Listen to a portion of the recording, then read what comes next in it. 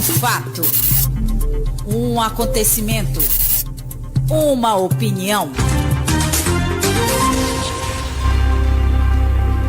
Um continente em tremores. 2 terremotos. 47 dias de diferença.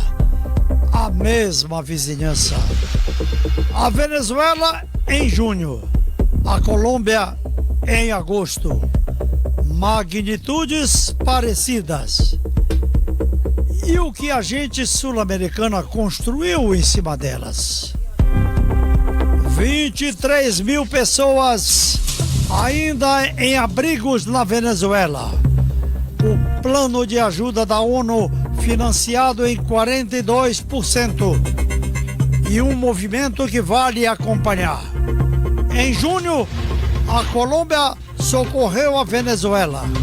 Em agosto, a Venezuela ofereceu socorro à Colômbia. Em um mundo tão repleto de incertezas, é preciso ser resiliente e entender que a qualquer momento tudo pode balançar. Então, quais as tendências? Quais são os desafios? E o que mais vem por aí? Daniel Chaves Ribeiro, o mundo, o analista.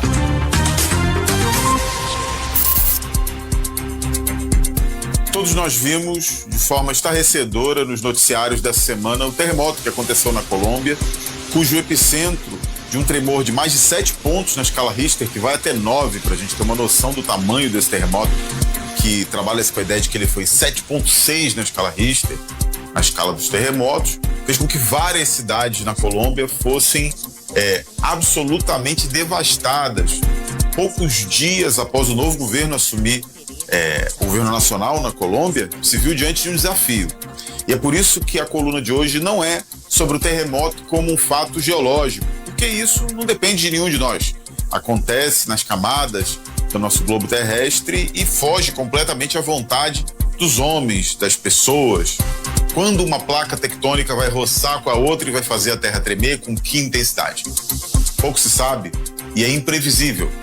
Da mesma forma que a gente tem pouca previsibilidade sobre o fenômeno climático atmosférico que nesse ano já está acontecendo, que é o chamado Super El Niño, do aquecimento das águas do Pacífico, mexendo com toda a temperatura de vários continentes do mundo, dentre os quais a América do Sul. Então a gente não está falando do terremoto nem do El Niño do ponto de vista geológico ou climático.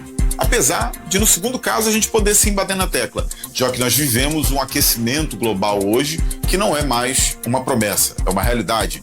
A iminente catástrofe climática que pode subir de forma irreversível a temperatura do planeta, tornando muito difícil a nossa vida. Bom, nós já falamos disso. O que nos interessa para olhar com esse caso da Colômbia, que parece muito com o caso que aconteceu há poucos meses atrás na Venezuela, e tentar criar um paralelo de comparação e tentar tirar dali experiências para a gente debater enquanto cidadãos o que é a resiliência das cidades perante o imponderável.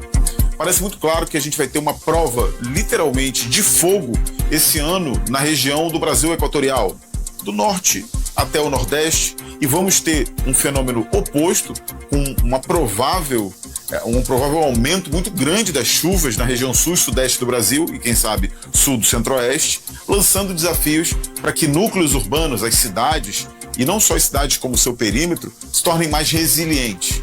Essa deve ser, e no Brasil ainda é muito pouco, uma pauta prioritária para a gente discutir planejamento urbano e territorial, para a gente discutir com os nossos governantes, com as nossas empresas, com como as obras são construídas e como as cidades são pensadas, principalmente como os planos de contingência de defesa civil são arquitetados e até que ponto eles de fato são, já que muitas cidades no Brasil não obedecem sequer o Estatuto das Cidades, que tem a premissa de um plano diretor que ajude a estruturar várias outras coisas, como as quais contingências de defesa civil, que dizem respeito diretamente ao dia a dia do cidadão.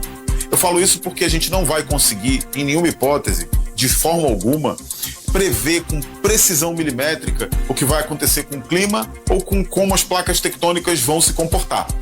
Mas os governos, os cidadãos, todos nós organizados, podemos, sem dúvida alguma, ter estruturas mais resilientes e ainda podemos ter métodos mais científicos, mais comprovados e bem preparados para lidar de forma contingencial com o que, sem dúvida alguma, sempre vai bater na nossa parte, que são essas pequenas ou grandes catástrofes que afetam a minha vida, a sua vida e a vida de todos nós, independente de classe social, de credo, de cor, de raça, de etnicidade.